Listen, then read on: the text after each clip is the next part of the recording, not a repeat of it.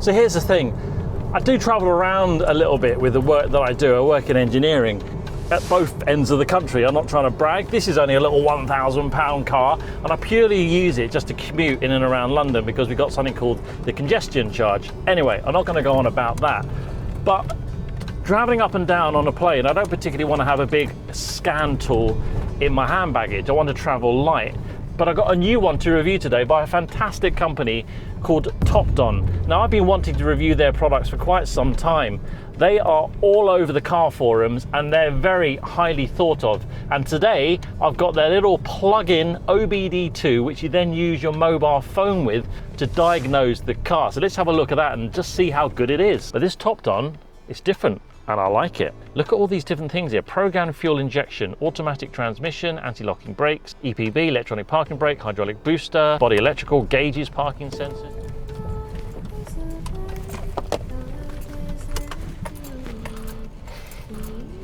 Oh, that's better. Back home, back in my comfy clothes. Oh, what a lovely evening. What a lovely evening. So I'm going to show you my first ever diagnostic tool that I've had this tool for probably the best part of 15 years. And it's this little guy here. I first saw these come onto the likes of Amazon and eBay. In fact, I think it was eBay I got this. And it's a little plug-in OBD reader, and it just purely gives you codes. It doesn't really do much more than that. It doesn't go into the individual control units, but it will tell you if you've got a fault, such as an engine management fault. But that's about it. It gives you the trouble code, DTC number, that's it. You've got to go and do your investigation. Now, look at the size of that little dongle, which I do carry around just in case. As I mentioned, I work at different ends of the country, so I have to sort of maintain and look after two cars. But these guys here, Topdon, are today's sponsor, and I'm really excited to be reviewing this because I've been on car forums for the best part of 20 plus years. You'll find me on MB World, you'll find me on Benz World, you'll find me on Honda forums, you'll find me on Range Rover forums, and that's where I get a lot of my information. I also give a lot of my information as well, of which I've seen Topdon highly recommended. So let's have a little look and see what's in the box. Let's get a little box opening for you. You're going to download software on your phone, obviously. Yep, straight away it gives you those instructions, nice and straightforward. Go onto the Play Store, etc. So the main events, here it is. And you can see it's actually smaller than my original one, which does very little. So enough talk. I'm going to record what's on the screen because I'm going to go onto the App Store now. I'm going to download the software and then you get a nice clear image of my screen recording. And let's see what the Topdon Car Pal can do. So I scan the code and let's see what we can see. And it simply says go to Topdon Car Pal. So let's search that up. There it is. Nice and easy. Topdon Car Pal, install. Great. So I'll let it do its thing. I'll install it all. I'll register it. I'm not going to bore you with that. And then we'll have a play and see how good this Topdon Car Pal really is. Okay, so it's all downloaded. I'm just going to register now. So it says log on, just following the instructions. Step 2, register and log on. And then you go and get your verification code from your email. That's it, registered. Wow, that was easy. Right, add the device. I'm on step 3 now. Plug the Car Pal into I don't need these instructions anymore. It's all off my phone. Right, so here we go. I'm going to plug this into the OBD port. In any vehicle, the regulations are it's got to be 1 meter from where the driver sits. And for me, it's just down here. I've got some green lights. Make sure you push it all the way in because sometimes you don't get a proper connection. So follow the instructions. I have plugged in the device. Start vehicle engine. Right, let's follow the instructions on the screen. Let's go and add the device. After confirming that the green indicator light on the device is on, click the next button to search for the Bluetooth. Wow, this is really nice and simple. There we go. It's found it. And that's what you need to do is follow the instructions on the screen and do it in that order. Requesting permission, confirm. Allow while using the app. It's doing a little handshake now. Activated successfully. That's easy. That must have taken all of about 60 seconds. We're now connected. Okay, it now says start the engine, so let's do that. There we go. Looks good. Right, what do we do? Let's not think about it too much. Let's just press buttons and see. So along the top there, straight away in blue, it's talking about full vehicle health check. So I haven't got any faults on the dash at the moment, but it's not to say there isn't any. So let's have a little look and see. Click on that. It's now reading the car. And I'll see you on the other side.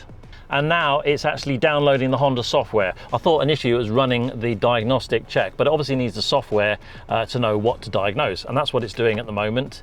So it's about 98 megabytes, let it do its thing. That's nice. So the software's downloaded and it's actually found the VIN number of the vehicle. So let's press confirm. We say the unit where it is, we're in Europe. There it is, Honda Civic 2008. The car actually says a 2009 on the plate, but the vehicle could have been made in 2008. As it's communicating, I've noticed that you're getting different coloured lights come on. If it's red, it means that the OBD dongle is not communicating with the phone. And when it's blue and things, it's then got a handshake and it's connecting. And it will also change blue as it's communicating, and it will flash as well. So it looks like we're all there. Let's press the auto scan button. So this is it. I haven't seen this type of layout before. I know I'm using my mobile phone, but I've also got the setup like this for a company by King Boland called the Ediag Elite. I've also just done a recent review on a company called X-Tool. They also have a little dongle that uses your mobile phone. They do one called the A30M, and the software is actually very similar to what you would see on the scan tool. But this Topdon is different, and I like it. Look at all these different things here. Program fuel injection, automatic transmission, anti-locking brakes, SRS, EPB, electronic parking brake, hydraulic booster, body electrical, gauges, parking sensors. Now I know I haven't got parking sensors on the car. I also haven't got an automatic transmission. So this is probably the default list. So let's scan, and now I think it's going to pick up the ones which are relative. There we go. Automatic transmission doesn't exist, so I don't have it. So it's going to find the applicable items and work its way down. ABS, I know I've got ABS, so let's see if there's any DTCs that come up here. You can see that on the top there that the fuel injection, it's got no trouble codes there. And you know what? This is the first Honda Japanese car I've ever owned, and they are bulletproof, by the way. I think the only way to probably test this properly, if I don't find any DTCs, fault codes, I'm going to make a fault code. I'm going to pull the ECU in the engine, and it'll come up with an engine warning issue on the MAF. So first of all, let's do the scan, and then we'll have a look, and then we'll see what we can see. And as it goes through the scan, you may find there'll be a few bings and things and warning lights that come up on the dash saying there's errors. Don't be too alarmed about that. That's a normal thing with diagnostics, and it's because it goes into that particular ECU. So for example, it might go into the ABS module, to which then it looks like you've got an ABS fault, but it's just activated it. It will then go once it steps out of that ECU and goes on to the next one. So it's come to the end of the scan, and I must admit actually, pretty much most diagnostics I've used, iCarSoft, Launch, Autel's, King Boland, X-Tool, they all take around about sort of 8 minutes. So you can see straight away it's put the 2 faults at the top of the list. That's a good thumbs up from me. And anything else on the bottom there is no DTCs. And of that list, it's given me only these are the ones that are applicable. So I've got the electronic power steering, the SRS, SW and PUH, which is your SRS, your airbag system, anti-lock brakes, your PGM, program fuel injection, gauges and body electricals where we got the fault. So let's go and have a look at that. So climate control unit, lost communication with the audio system. Now I've actually remove the radio because I've installed this. This is an aftermarket ATOTO radio. So that's probably because I have removed the old radio, it's lost communication with the CAN, and now it's got this fault. And it's come up there as minor, which is in the top right hand corner. I'll be able to clear this fault, and I'm pretty confident it's going to go away. So have a look at that a second. And the other one is gauges. Climate control unit, lost communication with the audio system. Again, this all relates down to the fact that I've removed the original radio, because I got this lovely ATOTO radio that I've installed. It's got everything on it, cameras and sat nav and Bluetooth music streaming. It does everything. Brilliant. And there's a separate video which is in my little playlist. Before we go clearing the faults, have a look at the bottom there. You've got a report. So if I press report there and I press confirm, I've got a little summary. 6 systems were scanned, 2 of them had detected DTCs. Altogether, 2 DTs were found. For safe driving, please read the report carefully and perform related repairs in a timely manner. Very good. I can also share that. As I'm on my phone, I'll have options to WhatsApp it or email it, all the rest of that good stuff. And it's giving me, interestingly, a score at the top there. So I've got 87. I'll take it that's percentage. So let's have a look. What else have we got down there? Show all. And if I press the show all button, then it's going to provide all of the ECUs, but quite rightly so. What's the point in seeing the ones that don't exist on this vehicle? So that's what that button there is, just to show that all of the modules on the vehicle, if you're the top of the range Honda, that's what will be scanned. But I only want the ones that I can see. So I'm going to press show actual. It's lovely, it's intuitive. I love the way it's been thought about. I wonder if I have to have the engine on though. It did say start engine because my fan's going, because obviously the car's getting hot. Let's clear some codes. So let's go into the body electrical. Let's press the minor. It says a permanent DTCs there. Okay. And let's go into the gauges. It says minor and it's permanent DTC. Right, let's clear the DTCs. So let's go and press that. Before clearing DTCs, make sure the ignition is on, yes. And turn off the engine. Right, now that's just, I just said about the engine, so at least I can turn this off. So let's turn the key off. So I'm gonna have it so just the lights on the dashboard, but the engine's not on. And let's press clear DTC. Clearing DTCs, body electrical, no DTCs now. And I got 100%. All my trouble codes have gone. All my troubles have gone. How cool is that? I went to press the back button and it says, are you sure you want to exit the auto scan? So I like the fact that it's warning you, so that's good. Confirm that. Okay, let's go back one more time to the main menu. Are you sure you want to exit? Nice. And we're back to the main menu again. That's really good. Let's have a look at engine inspection. I think it's going to be more of a basic OBD2 overview diagnostic rather than a full scan.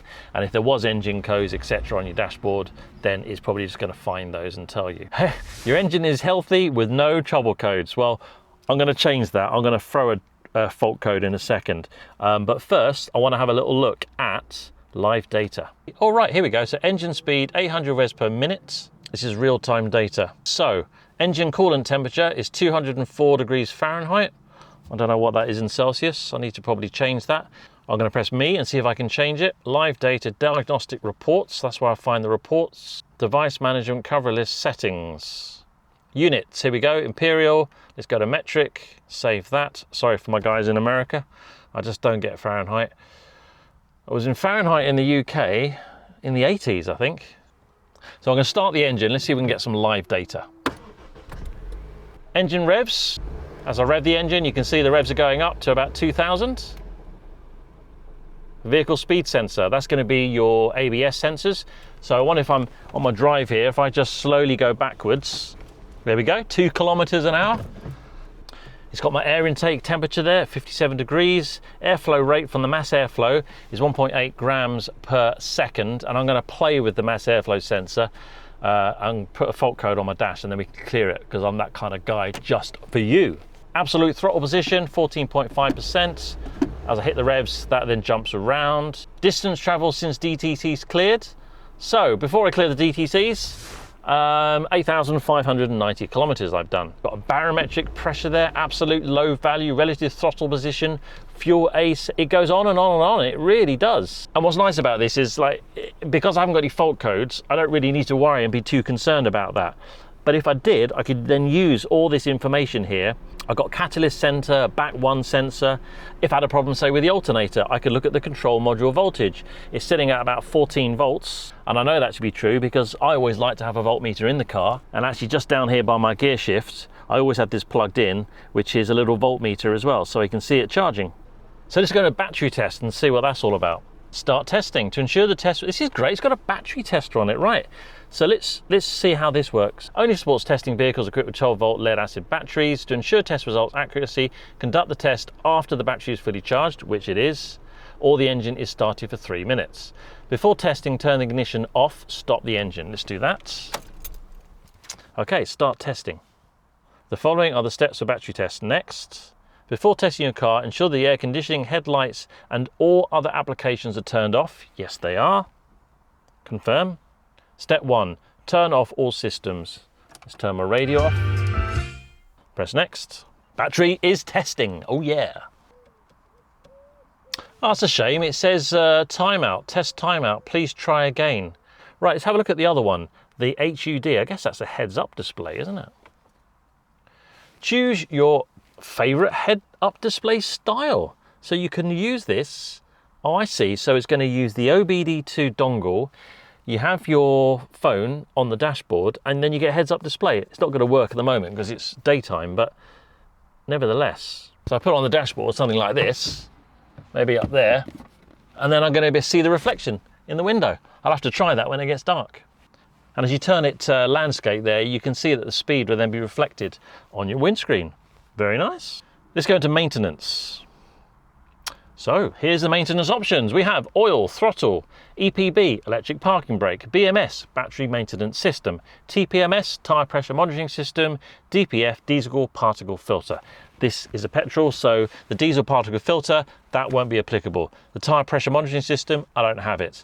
And the electric parking brake, I don't have that either, but the others I would do. So if I go into oil there, then you can set up the time and duration that I've actually done an oil change on this car only probably about a month ago. So I could actually continue and make sure then that I've told the vehicle that it's got new oil, and it's going to then tell me through the Topdon app next time I'm in it. Throttle, this is the throttle position sensor, and this usually happens when you've maybe cleaned the throttle body or you've replaced it. There's adaptations that all cars have, and this is where you reset it. And the BMS, which is the other function that's applicable for this car, is a reset tool, which is what it's going to do, is going to delete the memory of the original battery. Now the reason that's important is that not all cars have this, but the older the battery gets, the more current that the vehicle has to produce via the alternator to keep it charged. The newer the battery is, then the less demand on that battery, the less it needs to be charged. If you delete the old battery monitoring system information, then it's going to treat it as a new battery, and the principle being is that you'll get a longer life out your battery, because in a nutshell you're not overcharging it. So that's what the BMS is. Right, let's go and throw a code on my dashboard. Let's go and open the engine.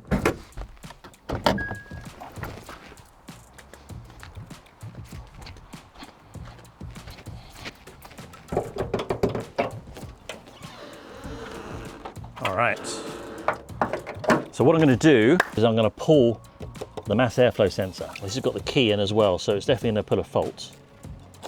Right, that's the mass airflow sensor disconnected. And you can see on my dashboard, we have a VSA check system. Oh no, what are we to do? I need some sort of diagnostic tool. Let's get the Topdon out. And because you've got the P code, the DTC trouble code, you can either A, go onto the internet, onto Google and have a look, or B, it's actually on the Car Pal app. And it's telling you here that the malfunctioning intake air temperature, the IAT sensor, could be a dirty air filter. Intake air temperature sensor harness experiences an open or short circuit. Well, that's exactly what it is. It's an open circuit. I've just pulled it. So here we go, clear DTCs. Clearing the PGM, fuel injection, reading DTCs. No DTCs found. ABS.